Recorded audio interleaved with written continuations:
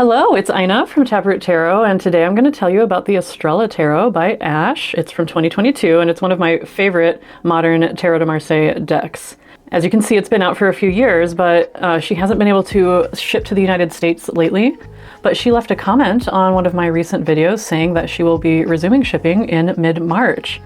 So I will leave a link to probably both her website and Etsy site, whichever one is the spot to get her deck if you are interested. And it's great timing because I've always wanted to do a video that talks about the popular culture characters in this deck. There's a bunch of different walkthroughs of this deck in English, but the only ones that talk about who these characters are that I've seen are her own videos, and they're in French. They're very much worth watching with the subtitles on. And I will link both those videos in my description. But this is based on her digital guidebook that comes with the deck. And I figured it was fine to share since, like I said, she's talked about these definitions in her own videos. This deck is a TdM based on the Noble Tarot. And not all of these images are based on celebrities, but a lot of them are, as we can see here with Michael Jackson as the magician or the juggler. Because she says even from a young age, he set out on a path not knowing what kind of a big star he was going to be. But he lived up to his potential and manifested his success. The Papesse is Marie Laveau of New Orleans, who was not only a voodoo priestess, but also a devout Catholic. So very appropriate as a Papesse card.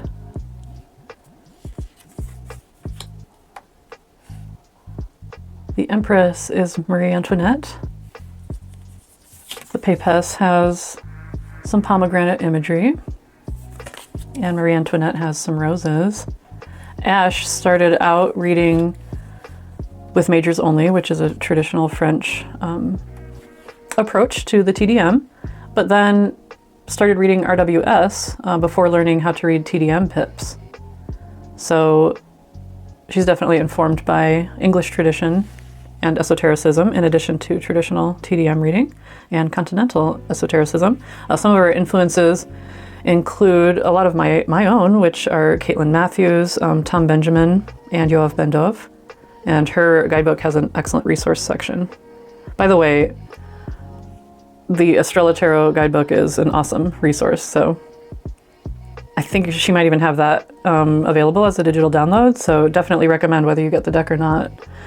The Emperor is the last Emperor of Ethiopia. I'm not going to pronounce his name correctly. Haile Selassie I.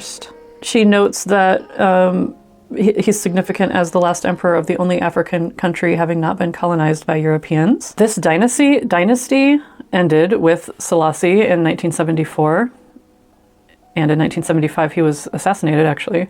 But it perpetuated from 1270 to 1974, which is wild. That's 700 years. And they have a legend of being descendants of King David, which is why their crest includes the Star of David, but they are Ethiopian Orthodox Christians. That's not in her guidebook. I just was curious and did a little extra research.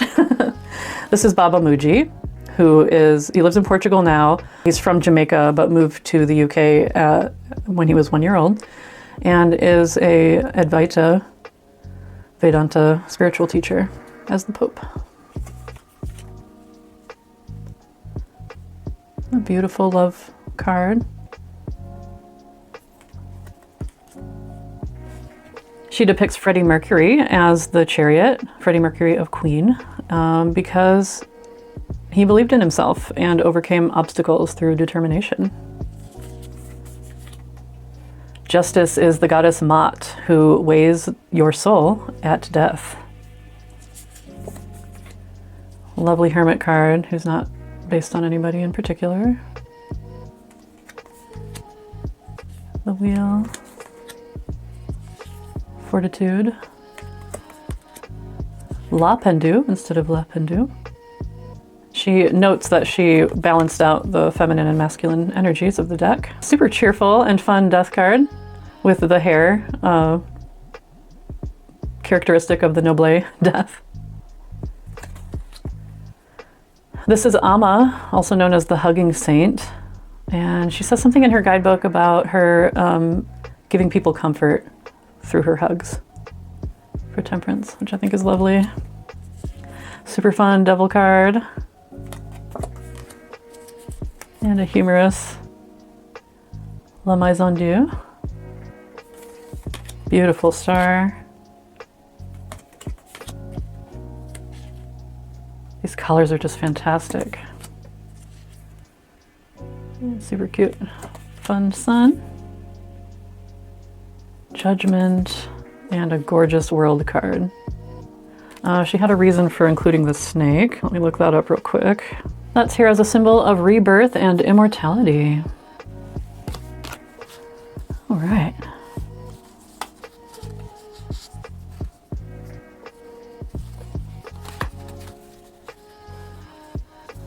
Go through the cup imagery pretty quickly. Gorgeous elephants. The boat. She's got identifiable tropical plants like the monsteras and the birds of paradise. I don't know what that is, but that's something familiar. Really beautiful details.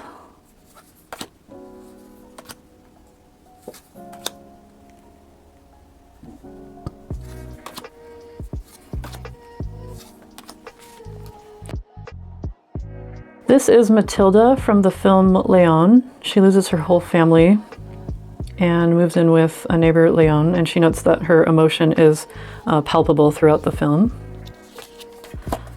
This is Amy Winehouse, and Ash notes how very emotional she was in her voice. She was sensitive, and she notes that she was devoted to her love, but also in artificial paradises, which cost her life.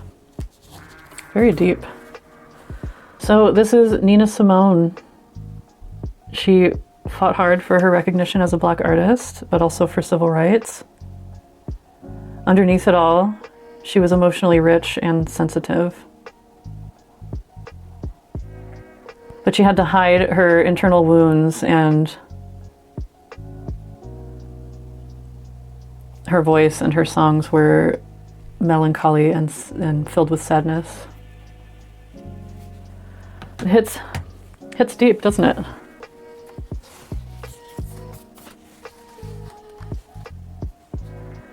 And the King of Cups is Sean Connery, who Ash notes keeps his private life personal, but plays a number of emotional characters and a seductive character in 007.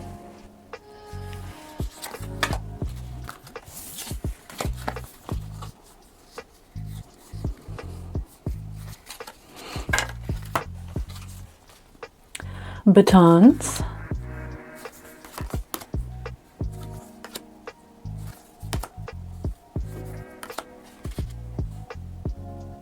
That's so beautiful and fun. Oh, and I should note, for people who read reversals, she's got a little dot there for you. And in her guidebook, she does talk about reading reversals, because she does. Valet of Batons is not just Michael J. Fox, but specifically Marty McFly from Back to the Future, as a character willing to go on some wild adventures. The Knight of Batons here is Lizzo, of course, a person with a little bit of controversy. But Ash notes that she is committed and unabashed and has unfailing determination for the causes she supports.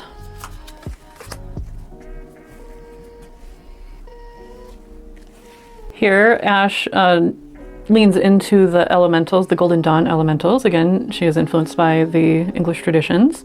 So we can see flames on the dress of the Queen of Batons. And this is Sade, because of her charm and her voice, because she's a charismatic and sensual singer.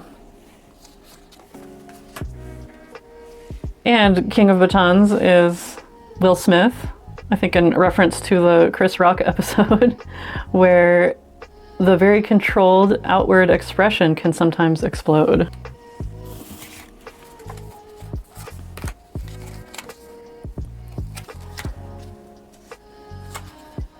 She uses cowrie shells here for the coins.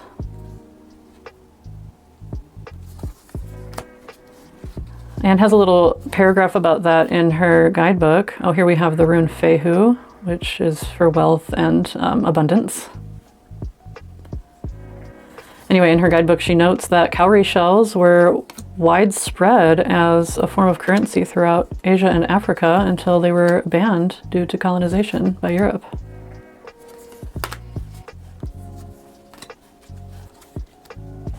For the valet of coins, we have Greta Thunberg, who she notes is a committed environmental activist who's managed to gain international renown through her commitment. This is Sophia Amoroso, who was an entrepreneur. She started out unemployed and began selling vintage items until she created a brand called Nasty Gal. The Queen of Coins is Kimora Lee Simmons. She was a model and ex-wife of Russell Simmons of Run DMC. But she's created her own empire through her brands such as Just Fab Textiles. And she has a reality TV show. And the King of Coins is Steve Jobs, which tracks.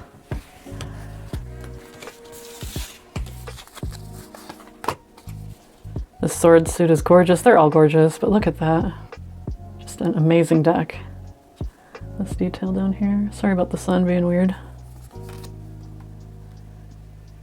It includes ginkgo leaves and poppies, both of which affect the mind. I think that's pretty cool. Here are the poppies. She doesn't note the plant associations in her guidebook, so it's just whatever ones you come up with.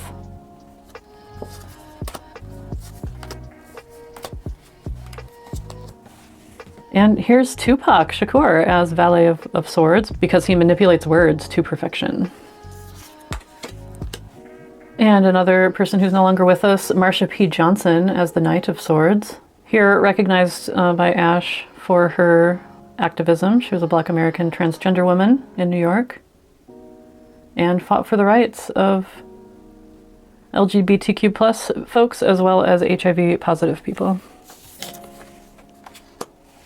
The Queen of Swords here is Indira Gandhi. Ash notes that she ruled a misogynist and patriarchal country with an iron fist and a velvet glove in the 70s and was one of the few women of power in the world, and even still now, and was murdered in 1984. And one of the sword suit who is still alive, I'm pretty sure, right? Lawrence Fishburne, and she places him as the King of Swords because of his role as Morpheus in The Matrix. She says that character embodies this card with his wit, coldness, and his great intelligence. And I've mentioned before that the triumphs of historical tarot cards, which inspired modern tarot, were the popular culture of the time. So I think it's super appropriate to have pop culture figures in the tarot. And this deck is just amazing. I've already recorded a shuffling demo and a little read before I reordered this deck. So I'll tag that on right here. I don't normally do deck interviews, so it's a little awkward, but I just thought these cards are so beautiful you would want to see it in action.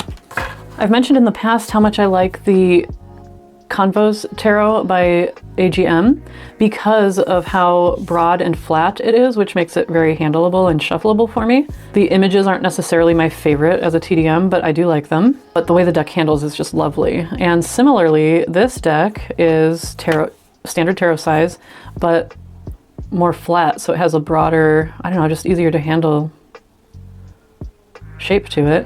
And she said she did that for shipping, to make shipping better, which I think is pretty cool. But that also makes it a really nice shuffleable deck. So it comes in this lovely 2-part box. She sent a nice little thank you card, which I love. And then a couple examples from one of her oracles, which has a more exaggerated linen finish to it.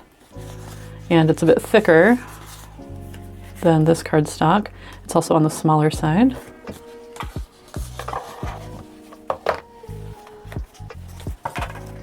Here is the title card, and you can see this is based on the Noble.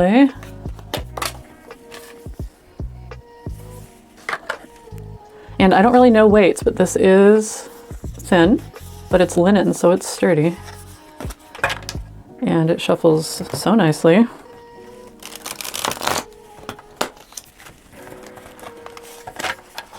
even for someone pretty clumsy like myself.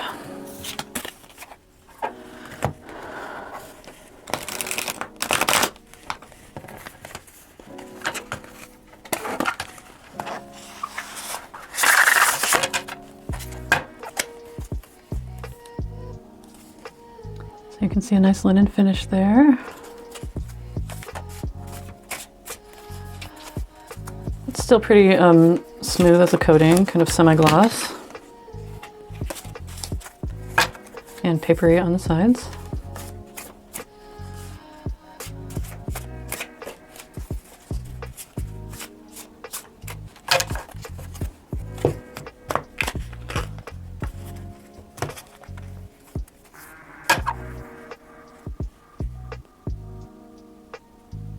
So I'm wondering what the general energy of this deck is. So it might be if I have big, all-encompassing questions, it could help me with, getting started with a new idea and even developing my ideas into something more complete. These sure do look gorgeous in a reading together. I hope you enjoyed hearing about this amazing deck. And again, she did mention that she'll be resuming shipping to the US in mid-March. So I will put a link to her Etsy shop and or her main site, whichever one her deck is available on. I'm not remembering off the top of my head. But thank you for checking out this awesome deck with me. You take good care. I'll talk to you next time.